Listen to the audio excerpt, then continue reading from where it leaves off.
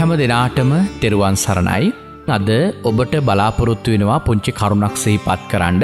ඒ තමයි පින්වතුනි මේ බුදුරජාණන් වහන්සේට සන්ධ්‍යා කාලයේදී පූජා කරන කැප දේවල් පිළිබඳව පුංචි අවබෝධයක් ඔබට ලබා දෙන්න.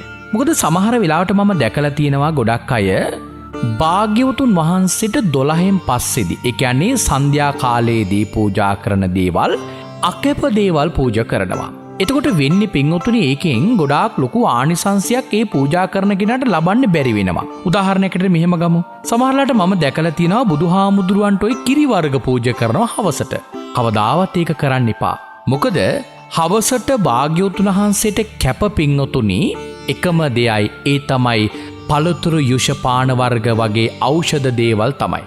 ඒවත් පින්වතුනි හොඳට මතක තියාගන්න. දැන් අපි පළතුරු පානයක් සකසද්දී ඒ පළතුරු පානය හොඳට බ්ලෙන්ඩර් කරන්න. ඒ බ්ලෙන්ඩර් කළා තමයි පූජා කරන්නට ඕන.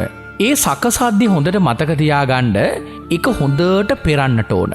ඒ පෙරලා පූජා කරනකොට පින්වතුනි ඔබට විශේෂ ආනිසංශයක් ඒ ජීවිතේම ලබන්නට පුළුවන් කමක් ලැබෙනවා. මොකද හේතුව තමයි සමහර වෙලාවට අපි හිතමු ඔන්න කවුරු හරි කෙනෙක් දියුල් පානයක් සකසනවා. සමහරලාට දියුල්ලට වැටෙනවා අර අපි දාන දියුල් පානයට. පින්වතුනි එතකොට අර ආහාර වර්ගයේ ඇට වර්ග තියෙනවනේ.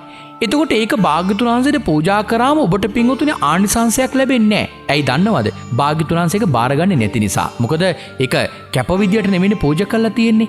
එහෙමනම් අපි බුදුහාමුදුරුවෝ බාරගන්න විදිහට ඒක පූජා කරන්නට ඕන.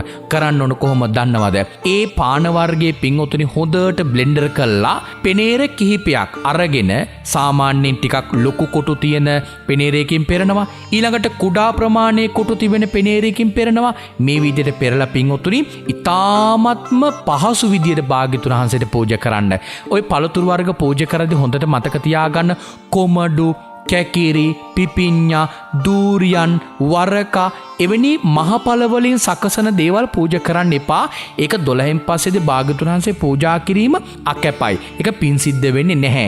එමනම් කුඩා පළ වලින්, ඒ කියන්නේ අලිගැට peer, දොඩම්, නෙල්ලි ওই වගේ විශාල ප්‍රමාණයක් තියෙන කුඩා පළ වලින් සකසන පළතුරු වර්ග පූජා කරන්න. අෂ්ටපාන වෙනම තිබෙනවා. ඒ නිසා මෙන්න මේ වගේ දේවල් භාග්‍යවතුන් වහන්සේට පූජා කරන්න. ඊළඟ ඖෂධ දේවල් ආදී දේවල් පූජා කරන්න.